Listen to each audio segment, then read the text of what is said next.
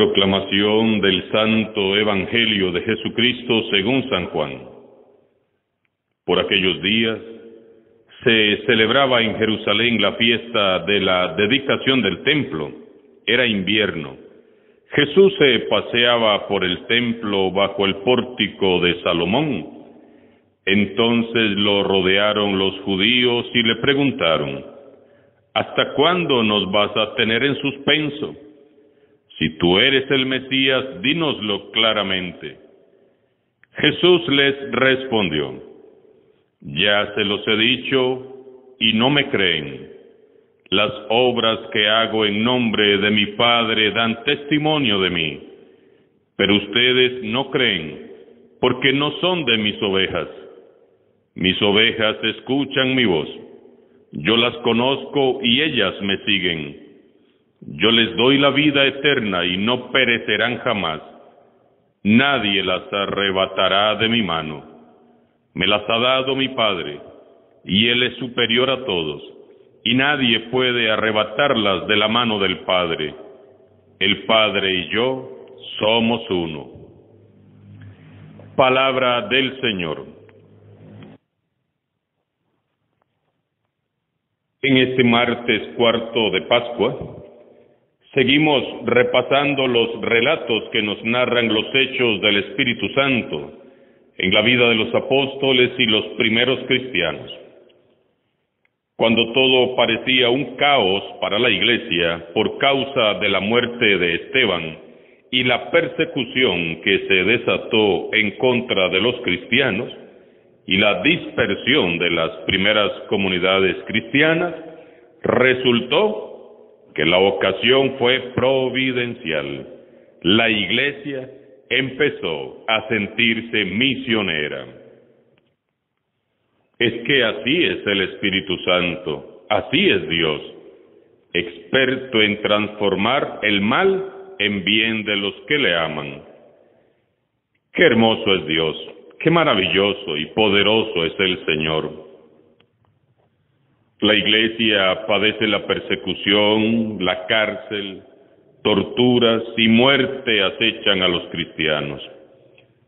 Los que no mueren entregando sus vidas como mártires del Evangelio se dispersan, pero no se marchan enojados, ni desanimados, ni renegando o maldiciendo, no.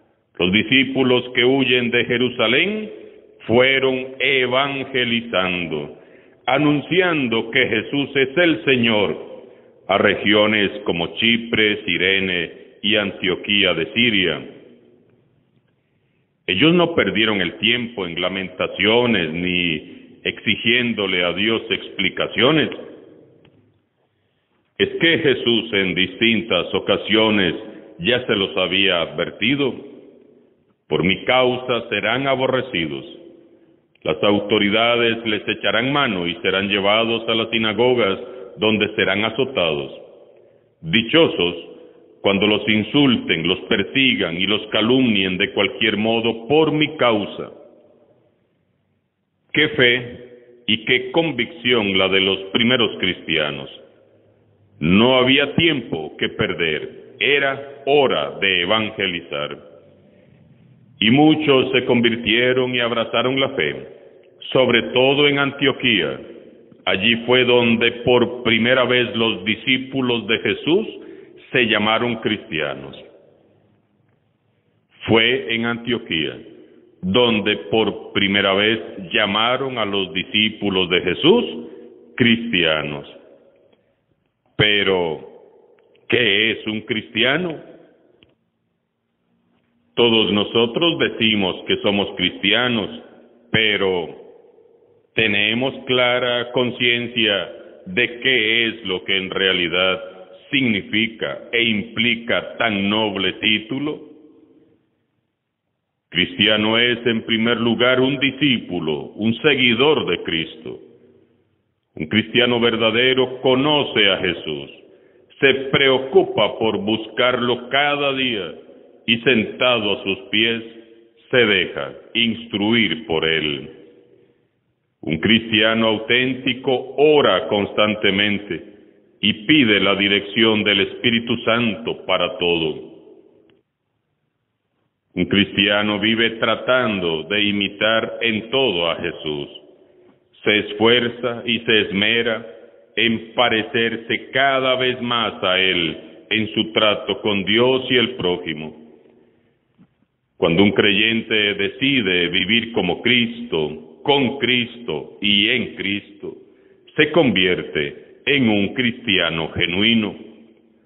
Los auténticos cristianos padecen la persecución.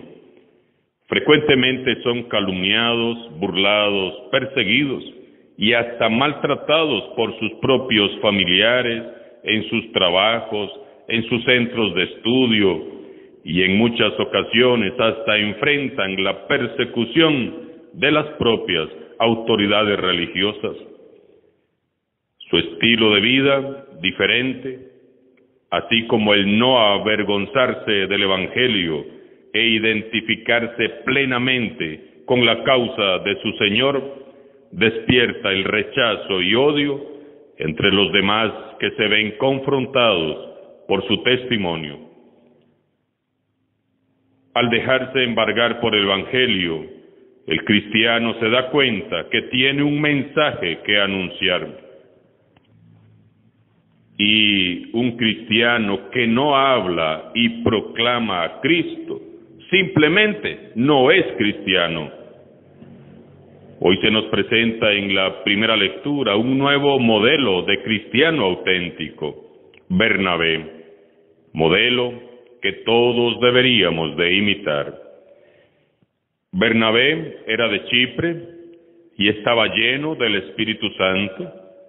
Había vendido un campo y puesto el dinero a disposición de los apóstoles. Eso lo podemos leer en Hechos 4:36. Bernabé fue quien creyó, ayudó y llevó a Pablo después de su conversión, donde estaban Pedro y los otros apóstoles.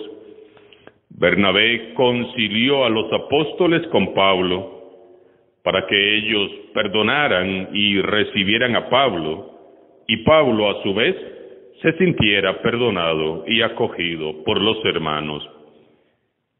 Los apóstoles tenían razón de sentir miedo y desconfianza de Pablo. Recordemos que él había aprobado la muerte de su querido amigo y hermano Esteban, y era uno de los líderes religiosos que más se había ensañado contra los cristianos.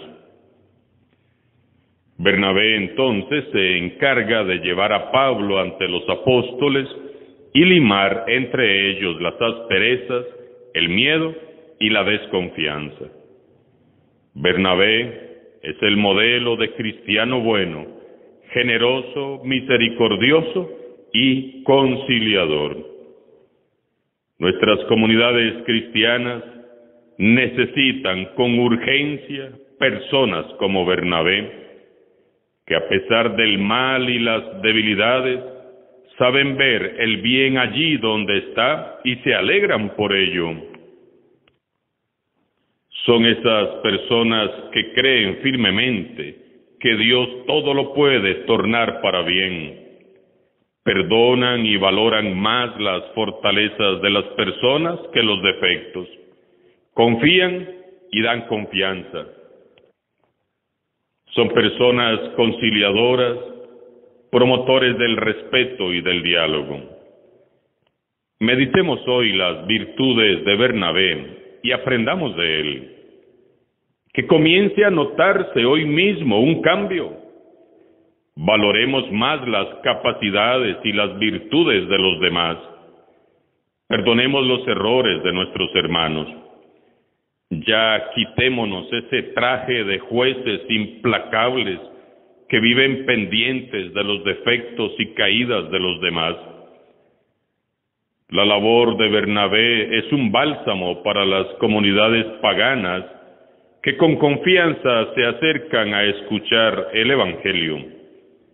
Él motiva a mucha gente a unirse al Señor. Así fue como Bernabé influyó decisivamente en el desarrollo de la fe en la iglesia. Gracias a la acción conciliadora de Bernabé, muchos paganos abrazaron la fe y los apóstoles creyeron, perdonaron y aceptaron a Pablo, que luego se convirtió en el gran apóstol y misionero de nuestra iglesia. Cuánto bien hacen a la iglesia discípulos como Bernabé, misericordiosos, generosos y comprensivos con sus hermanos. Cuánto bien hacen a la iglesia los cristianos verdaderos. Y cuánto mal hacen los cristianos que juegan a ser cristianos. Por otro lado, hoy el Evangelio de San Juan nos presenta a Jesús en el templo de Jerusalén. El evangelista nos dice que era la fiesta de la dedicación. Esta era una fiesta importante para el pueblo judío, que conmemoraba la recuperación y consagración del lugar santo, después de haber caído en manos de los paganos en tiempos de Antíoco Epifanes. Jesús estaba paseándose por uno de los magníficos pórticos que había construido el rey Herodes, cuando surgió una controversia con los incrédulos fariseos que lo increpan. ¿Hasta cuándo nos vas a tener en suspenso?